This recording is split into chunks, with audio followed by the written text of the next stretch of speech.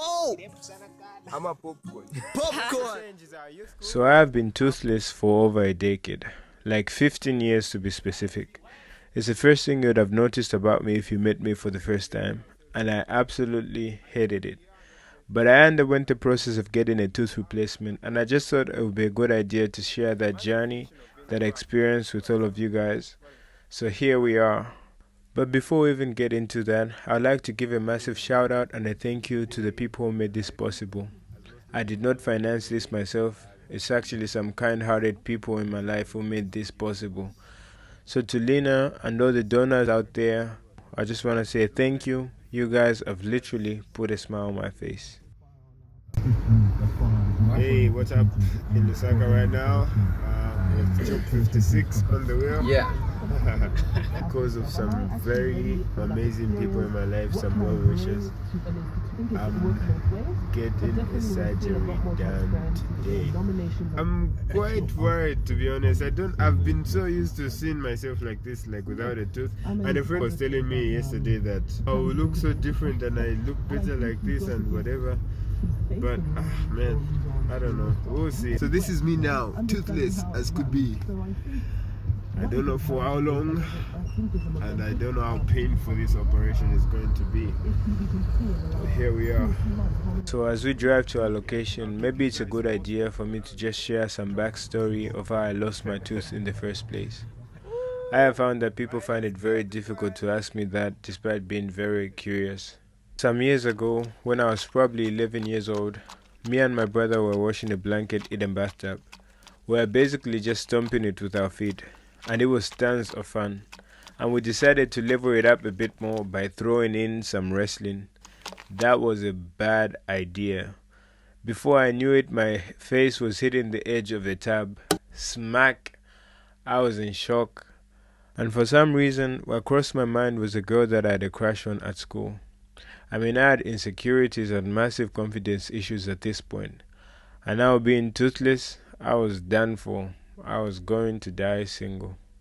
I carried this self-pity for a long time, but over the years I got challenged to view things a bit differently. I started reading this book that was emphasizing the importance of building our identity and our sense of self-worth on something much more solid and eternal, much rather than what is momentary and temporal. What you have, what you look like, what you can do, all of those things are always bound to change. In that case, how you feel about yourself will always depend on the situation. I mean, there's always going to be somebody who has more than you, who looks better than you, who can do better. But does that mean you are less of a person compared to them? I don't think so. Your worth comes from something much more than these factors could ever measure. Hey, we just arrived at my Nasoko Military Hospital. It's beautiful here. I don't know if I'm even able to take videos because it's a military hospital. But here we are. It has begun. It did not begin. I was told I was not the ideal candidate for what they were trying to do. They were looking for more basic cases that they could train other dentists on, and mine was too complex.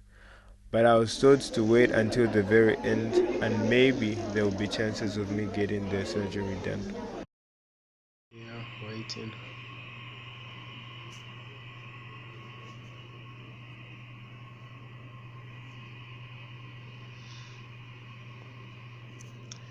Just waiting. So I ended up waiting and waiting for a couple of hours, until I was the last person to be checked. I remember being in a seat, and then there were these dentists around me, and they were speaking of how it couldn't be done because of this and that. They were using technical language. The bite is that, the bite is whatever. They were just speaking, and I my heart was just dropping second by second of them speaking, because it was just proving to me that this was not going to happen, at least not now. I need to wait a couple more years when another opportunity comes. And when they had finished speaking, it was like a movie scene. Then this guy, he just stepped in and said, "What if we use a sure?" I don't know what he said. And everybody was just in marvel. They were like, it was It was literally a movie scene. Why have you been quiet all this while? Oh yeah, yeah, we can do it. Let's do it like that and like that. That guy saved my life. That guy was godsend. Thank you so much, whoever you are. Oh, yeah. What's up? What's up? My mouth feels numb.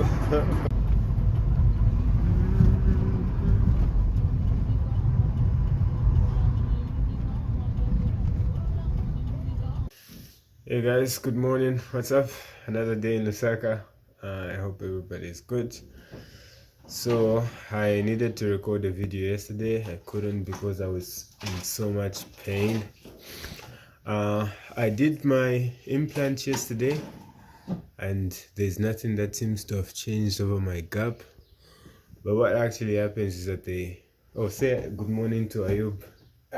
Good morning. It's job 56. This is my host in Lusaka. I'm in his room right now. Yeah, so they do a metal implant in my bone and they were placing it over the gap here. And it's so weird that you can't even see the little hole they plug in there. But if I show you my x-ray of the bone, they have inserted some sort of metal screw from the bottom here well up into my bone. And I couldn't feel any pain when the operation was being done. You just feel some sort of vibrations over your mouth. And then even afterwards, I was just basically okay. It was only after how many hours, Ayub? I think that was 2 hours. About 2 hours later, then maybe the anesthesia in my mouth started to wear out a bit. Then I started to feel pain. I said I stopped talking. I was very talkative in the afternoon, but then I couldn't. Yeah, it was quite painful. My sister suggested some painkillers. That's what I've been using. I took some yesterday night and I've taken some this morning. So at least you can see I'm able to talk. So it's not as painful as it was. Yeah. We'll keep you updated on how all shenanigans go, but so far so good. Well, it was good for a little while until after a period of about 3 days or 4 days, my gum got swollen, and it got swollen in the shape of the implant, That wasn't too bad. It was only bad in the sense that when I was actually getting the surgery, the dentist mentioned that, oh, I need to hold here while drilling because there are some possibilities where the implant comes out over the other side when you don't drill it well.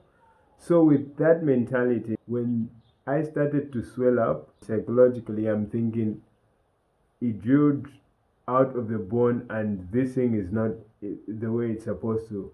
I was so afraid in that period, and I started to Google what needs to be done in such a situation, and that was a bad rabbit hole actually, because I became so fearful, and I think I became convinced that it's not going to happen. But then the fear was that what's going to happen to my mouth now, like what will be done to take this out of my mouth, and what am I going to lose in the process?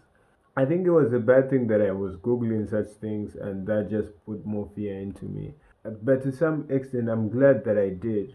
As afraid as I was, I like that I went through that process of just being completely afraid, because it brought me back again to my foundations of thinking, wait, am I banking everything on this? Is this where my crowns are?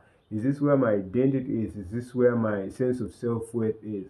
Like, what happens if this doesn't work out? If it's so the case that it drilled wrong and everything is messed up in my mouth and I don't get to have a tooth now, and it's so bad that I won't even ever be able to get a tooth in my entire life, can I live with that, And I think it was just for me mentally coming to that place where I'm like, yes, my identity is on something much more than my physical outlook. My identity is on something much more eternal.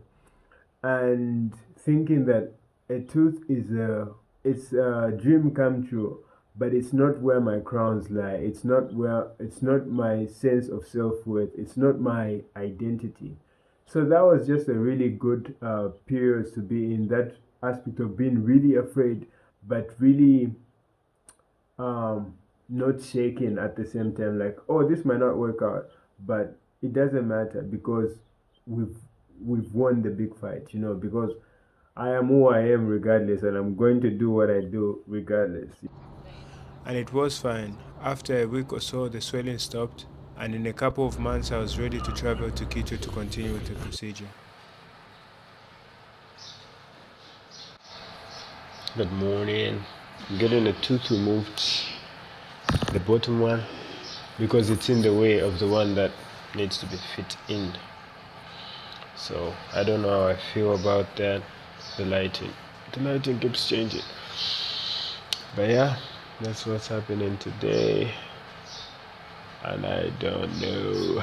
This is the apartment which I had to attach today. So this part is what gets to hold the crown. So today I've left this part because I put a temporary crown for him. So in about a week to 2 weeks he'll have a ceramic tooth. So at least now there's a tooth there. So you got a temporary tooth? Yes. Oh wow. Okay. In about a week to 2, gonna have a tooth there. Okay. Then we can come up with a plan before that. Okay.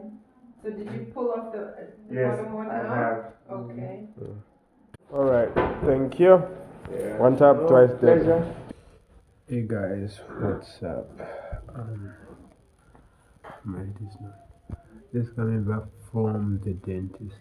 Oh, I'm in pain, and my mouth is still having some anesthesia. That's why I'm talking weird. And it's also that I've got a false tooth for the first time in a while.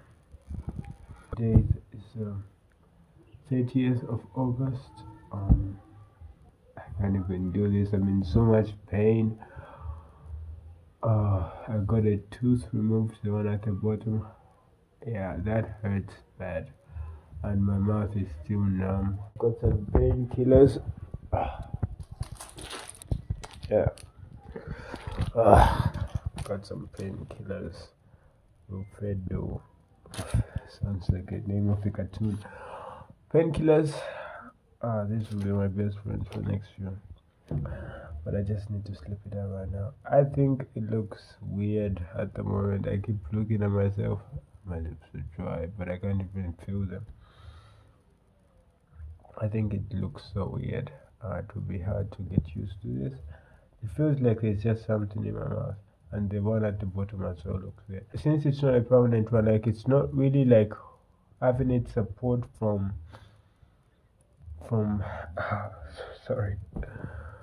the bone, whatever, from the implant. There's like a cast that is at the bottom of my mouth that is keeping me from closing my mouth fully. I just don't like that it came down to losing the one at the bottom. Hey, what's up? It's me again. It's one of those days. Today is October something, early October. Going to Quito today to get the final procedure done. So we'll keep you tagged in on how it goes.